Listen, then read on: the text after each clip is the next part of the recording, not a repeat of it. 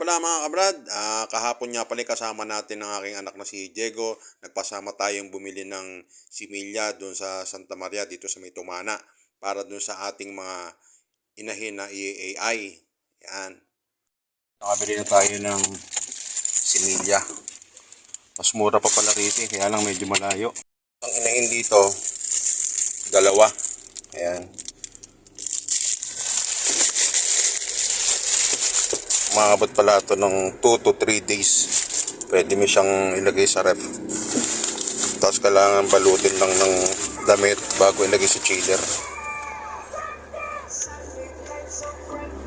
Mga brad, isang napakagandang umaga po sa atin lahat.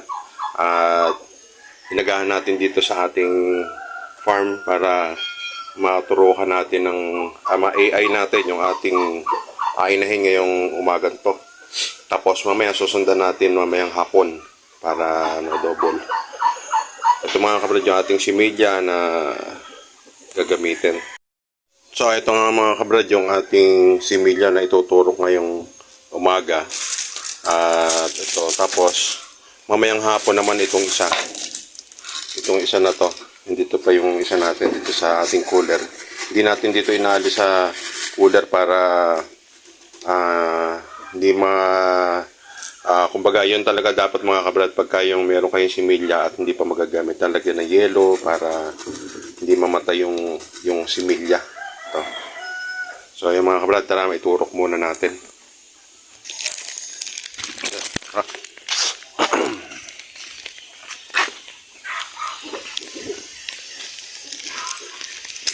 Inagahan natin para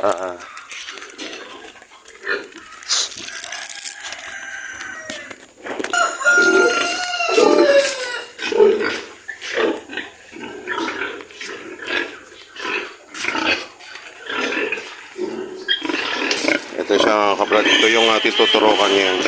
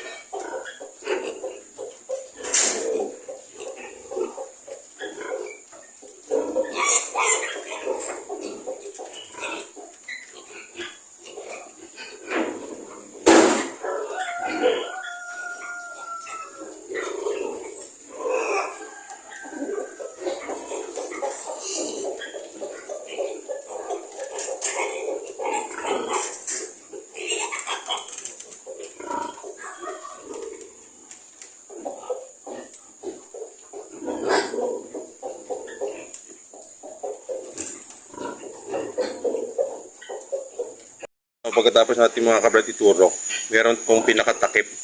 At ngayon, isasara natin yan para yung natitirang similya dito sa tube ay masipsip, pumasok pa rin sa loob. Ayan mga kabrad. Mga kabrad, at pagka naulitin na lang natin to, siguro baka mamaya, siguro bukas na natin ng umaga ulitin. Lagyan mo lang ng yelo. Ano ba yan? Ha? Ganun ba? Tanggalin mo kaya yero. Hindi, salatin mo yung puwerta. Hindi, tinan mo pagka inano ko siya. Okay, hindi, sige. Para sabay na natin. Brad, parang naglalandi nga. Lagyan mo nga ng sa likod na. Tingnan natin. Ayan. Meron kami rito hinalagay sa likod. Ayan. Yung hindi na siya yung mga tapos, yung sa may buntot niya tumataas. Tumataas na yung sa buntot? Okay, sige ngayon. Tuturukan na rin natin. Brad, si number 13 pa lang, napansin ni Joel na yung parang nag-hit na siya. Kaya tuturukan na rin natin ito ngayon.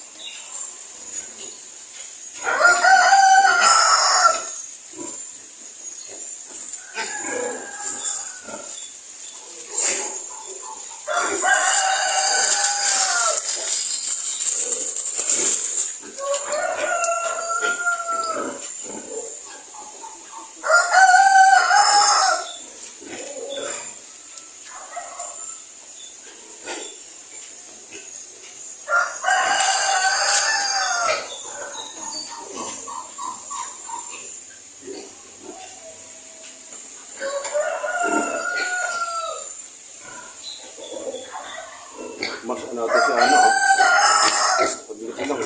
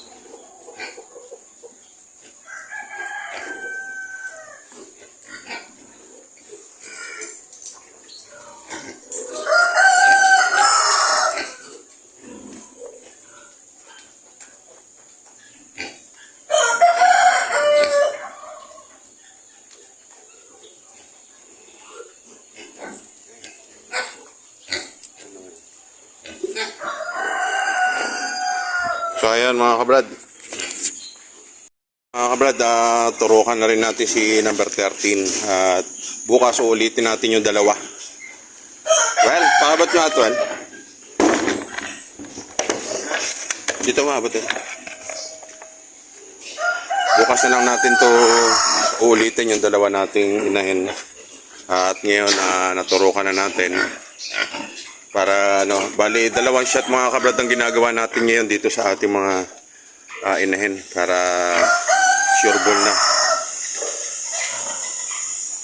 Mga kabrad, itong si number 13 ulitin natin bukas to mga kabrad. Bali ang na-injectan natin ngayon mga kabrad na inahin, ito si 13 yan. At ito si number 12 ito. Bukas ulitin natin to mga kabrad. Meron tayong doon na dalawang pang-inject pa na similya.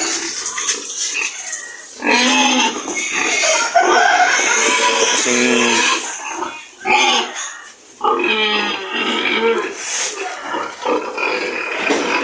yung dalawa natin, di natin alam kung naglandi ba to. Ito naman si number 16.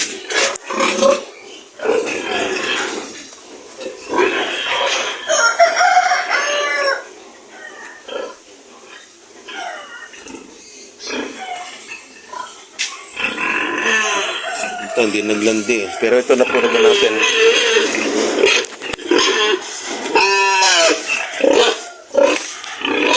Pag kung sakaling maglandi man ito si number 16 ulit, ibigyan pa natin ng isang chance para ma-AI. Dahil ito na, dalawang turok na natin ito eh. Kaya lang di nagtuloy. Dito, isa sa kinalulugi natin yan, mga ganyang inahin na in-AI natin tapos hindi siya nagtuloy na magbuntis. Puro pakain lang ang nangyari, kaya ganun mga kabrad, nalulugi tayo sa ganun. Ito ulitin natin yung bukas.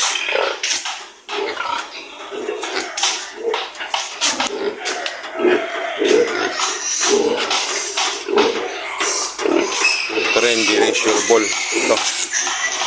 Hindi ko alam kung ang may problema rito, si Milya o yung pagkakaano natin, dahil ito naman, nung kitang-kita naman natin na naglandi itong ating baboy, makikita mo yung kanyang katas.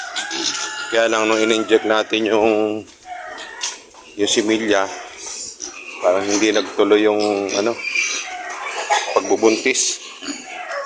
Doon lang, malaking lugi na tayo mga kabrad pagka ganun. Pag hindi nagbubuntis ang inahin.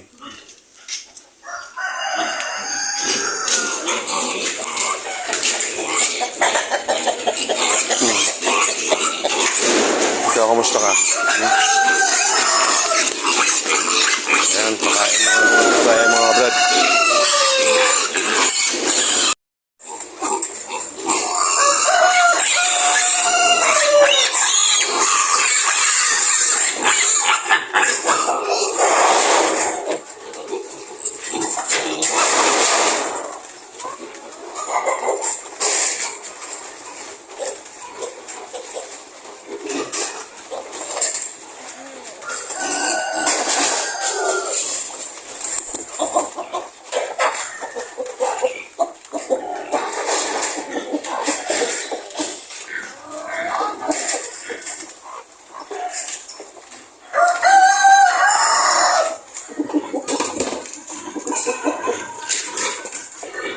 Ayan mga brad, natapos na natin kaninang umagang mag-inject at ngayon naman napakain natin yung ating mga alaga.